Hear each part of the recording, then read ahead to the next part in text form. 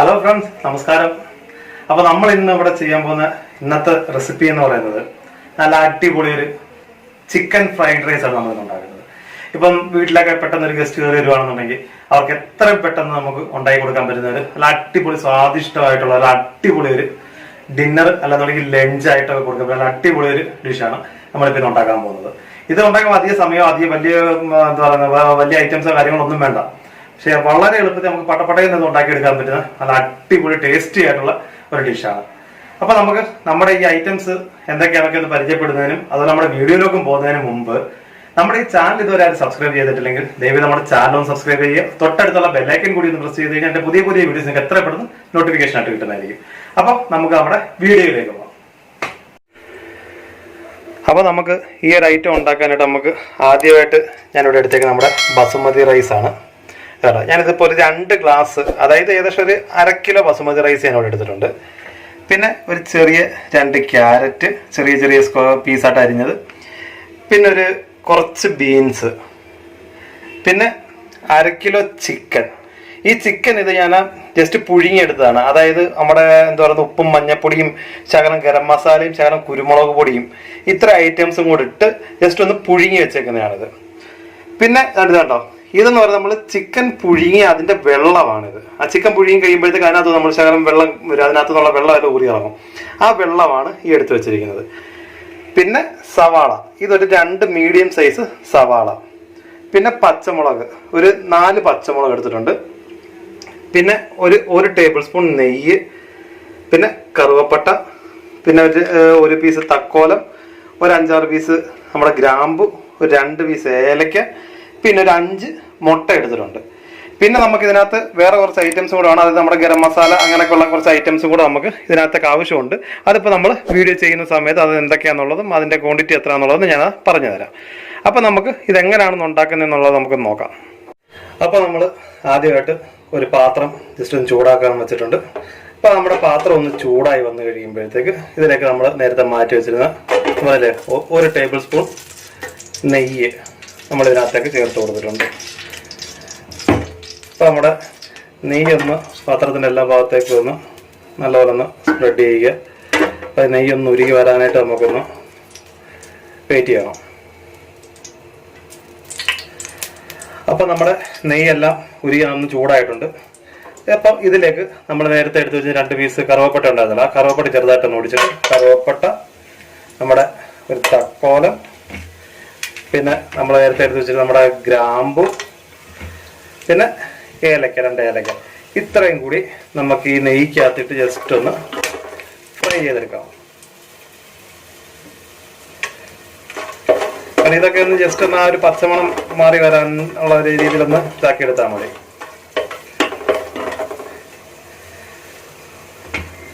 അപ്പോൾ ഇതൊക്കെ ഒന്ന് ജസ്റ്റ് ഒന്ന് ചൂടായി കഴിയുമ്പോഴത്തേക്ക് ഇതിലേക്ക് നമ്മൾ നേരത്തെ എടുത്ത് വെച്ചിട്ട് നമ്മുടെ 2 ഗ്ലാസ് അരി ഞാൻ ഇതിനകത്തേക്ക് ഇട്ടിട്ടുണ്ട്. അതായത് ബസുമതി റൈസാണ് എടുത്തേക്കുന്നത്. നേരത്തെ ഞാൻ പറഞ്ഞത് ബസുമതി റൈസാണ് എടുത്തേക്കുന്നത്. 2 ഗ്ലാസ് ബസുമതി റൈസാണ് ഞാൻ എടുത്തേക്കുന്നത്. അപ്പോൾ ആ ഒരു 2 ഗ്ലാസ് അരിയുടെ കണക്കാണ് ഞാൻ പറയുന്നത്. അതായത് 1/2 കിലോ അരിയുടെ. അപ്പോൾ നമ്മുടെ ഈ അരിയും കൂടി ഇതിനകത്തേക്ക് ചേർത്തതിന് ശേഷം ഈ നെയ്ക്കകത്ത് നമ്മുടെ അരി നല്ലപോലെ ഒന്ന് നമുക്കൊന്ന് മിക്സ് ചെയ്തെടുക്കണം. അപ്പോൾ നമ്മുടെ തീ ഒരു മീഡിയം ഫ്ലെയിമിൽ വെച്ചിരുന്നാൽ മതിയേ. അപ്പോൾ ഈ നമ്മുടെ നെയ്യും നമ്മുടെ മസാല കൂട്ടുക ഗ്രാമ്പും ഇതും പിന്നെ നമ്മുടെ അരിയും കൂടെ നല്ലപോലെ ഒന്ന് ഈ നെയ്ക്കകത്തൊന്ന് മിക്സ് ചെയ്തെടുക്കാം. അപ്പം ഇതെല്ലാം കൂടെ ഒന്ന് മിക്സ് ചെയ്തതിന് ശേഷം നമുക്ക് ഇതിലേക്ക് ഞാനിപ്പം ഏത് ഗ്ലാസ്സിനാണോ നമ്മൾ ഈ അരി അളന്നെടുത്ത്, ഞാൻ 2 ഗ്ലാസ് എന്ന് പറഞ്ഞായിരുന്നു, അത് നമ്മൾ അളന്നെടുത്ത ആ അളവ് ഗ്ലാസ്സിന് 4 ഗ്ലാസ് വെള്ളം നമ്മൾ ഇതിനകത്തേക്ക് ഒഴിക്കുക. അതായത് 2 ഗ്ലാസ് അരിക്ക് 4 ഗ്ലാസ് വെള്ളം. അത് നമ്മൾ അരി അളക്കുന്ന ഏത് ഗ്ലാസ്സാണോ ആ ഗ്ലാസ്സിന് വേണം വെള്ളത്തിന്റെ അളവ് നമ്മൾ എടുക്കാനായിട്ട്. അപ്പം ഇതിനകത്തേക്ക് നമുക്ക് 4 ഗ്ലാസ് വെള്ളം കൂടെ ചേർത്തിട്ടുണ്ട്. ഇനിയിപ്പം ഇതിൻ്റെ കൂടെ നമ്മൾ നേരത്തെ ചെറിയ പീസായിട്ട് കട്ട് ചെയ്ത് വെച്ചിരുന്ന നമ്മുടെ ബീൻസ്, പിന്നെ ക്യാരറ്റ്, ഈ ഇത്ര ഐറ്റംസും കൂടെ ഇതിനകത്തേക്ക് ഒന്ന് ഇട്ടതിന് ശേഷം ഇത് നമുക്ക് നന്നായിട്ടൊന്ന് ഇളക്കി കൊടുക്കാം.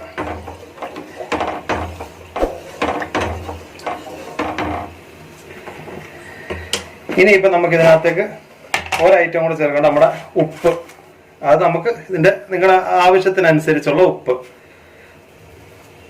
അത് അവരവരുടെ ആവശ്യത്തിന് എന്താണോ കണക്ക് അതിൻ്റെ അനുസരിച്ച് ചേർക്കുക. ഞാനിപ്പോൾ ഒരു 1/2 ടേബിൾ സ്പൂൺ ഉപ്പാണ് ഇതിനകത്തേക്ക് ചേർത്തേക്കുന്നത്. ഉപ്പും കൂടെ ചേർത്തതിന് ശേഷം ഇത് നമുക്കൊന്ന് നല്ലപോലെ ഇളക്കി കൊടുക്കാം. അപ്പോൾ ഇതൊരു മീഡിയം ഫ്ലെയിമിൽ വെച്ച് നമുക്ക് ഇനിയിപ്പോൾ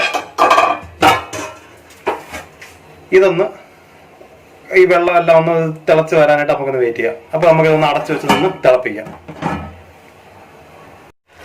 അപ്പോൾ നമ്മുടെ റൈസ് ഏകദേശം ഒരു മീഡിയം പരുവത്തിനൊന്ന് വെന്ത് വന്നിട്ടുണ്ട്. ഇപ്പോൾ അത്യാവശ്യം വെള്ളമൊക്കെ ഒന്ന് വറ്റി റൈസൊക്കെ ഒന്ന് വെന്ത് പൊങ്ങി വന്നിട്ടുണ്ട്.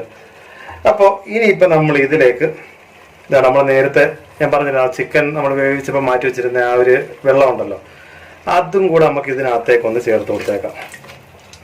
കാരണം ഇതും കൂടെ ചേർത്ത് കൊടുത്ത് കഴിയുമ്പോഴത്തേക്ക് നല്ല ആ ചിക്കൻ്റെ ആ ഒരു സ്മെല്ലും ആ ഒരു ടേസ്റ്റും ഒക്കെ നല്ലൊരു വെറൈറ്റി ടേസ്റ്റ് ആയിരിക്കും അപ്പം നമ്മുടെ ഫ്രൈഡ് റൈസിന്. അപ്പോൾ നമ്മൾ ചിക്കൻ ചേർക്കാതെ തന്നെ ഇങ്ങനെ തന്നെ ഈ റൈസ് തിന്നാൻ തന്നെ നല്ല അടിപൊളി ടേസ്റ്റ് ആയിരിക്കും. അപ്പോൾ ഇതും കൂടെ ഒന്ന് ചേർത്തതിന് ശേഷം ഇനിയിപ്പോൾ നമുക്ക് ഇതൊന്ന് അടച്ചു വെച്ച് ഇത് നമുക്കൊന്ന് വറ്റിച്ചെടുക്കണം. കാരണം ഈ വെള്ളം വറ്റി വരുന്നതാണ് ഇതിൻ്റെ വേവെന്ന് പറയുന്നത്.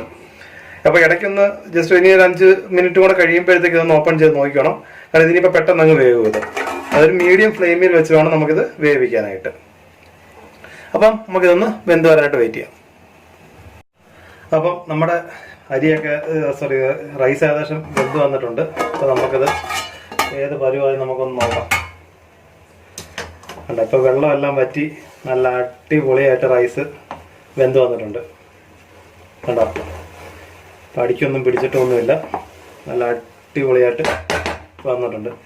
ഇനിയിപ്പോൾ ആ ജസ്റ്റ് ശകലവും കൂടെ ഒന്ന് ആ വെള്ളമയം കൂടെ ഒന്ന് പോകാനുണ്ട്. ആ റൈസിലെല്ലാം ചെറിയൊരു വെള്ളത്തിൻ്റെ ഒരു അംശം കൂടെ കാണുന്നുണ്ട്.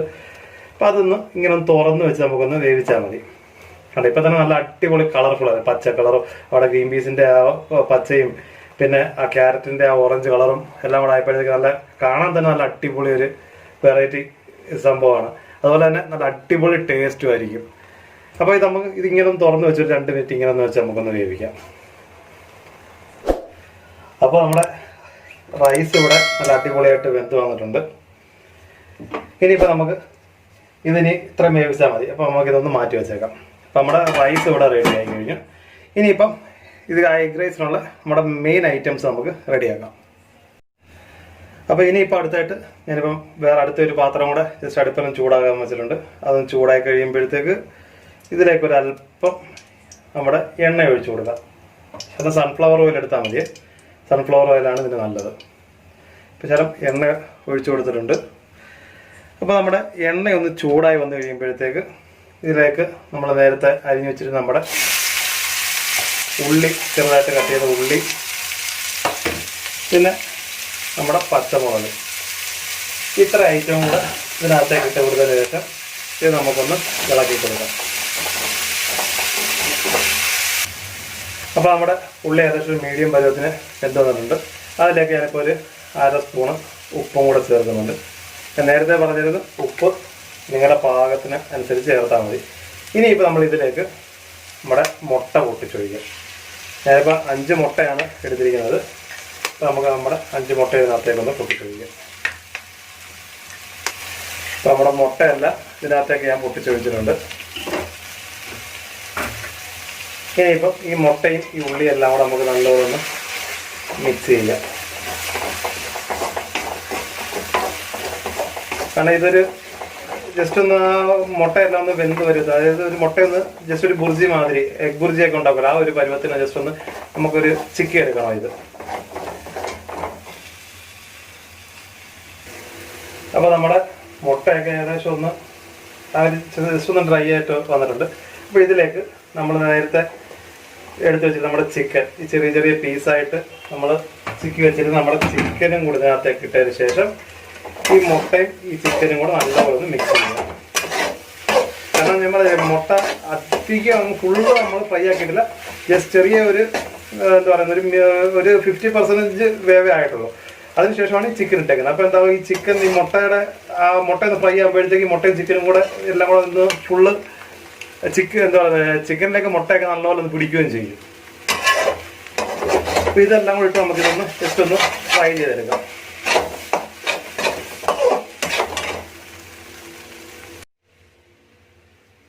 അപ്പോൾ നമ്മുടെ മുട്ടയും ചിക്കനും എല്ലാം കൂടെ നല്ലപോലെ ഇപ്പം ഫ്രൈ ആയിട്ടിരിക്കുന്നുണ്ട്.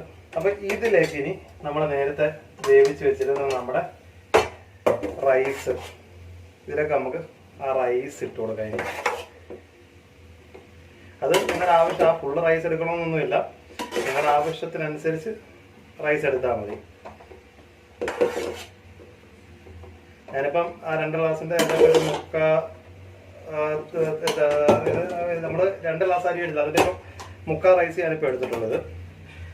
ഇനിയിപ്പം ഇതിലേക്ക് ഇതിൻ്റെ കുറച്ച് കുരുമുളക് പൊടി ഇട്ട് കൊടുക്കുക, ഒരല്പം ഗരം മസാല,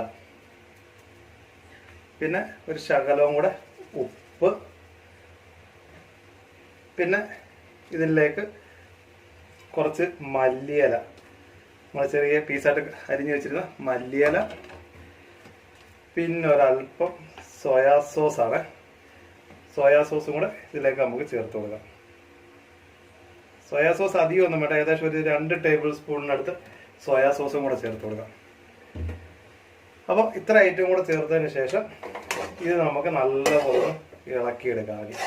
അപ്പോൾ നമ്മുടെ ഈ റൈസും മുട്ടയും ഈ ചിക്കനും എല്ലാം കൂടെ, ഈ മസാല എല്ലാം കൂടെ നമുക്ക് നല്ലപോലെ ഒന്ന് മിക്സ് ചെയ്തെടുക്കാം.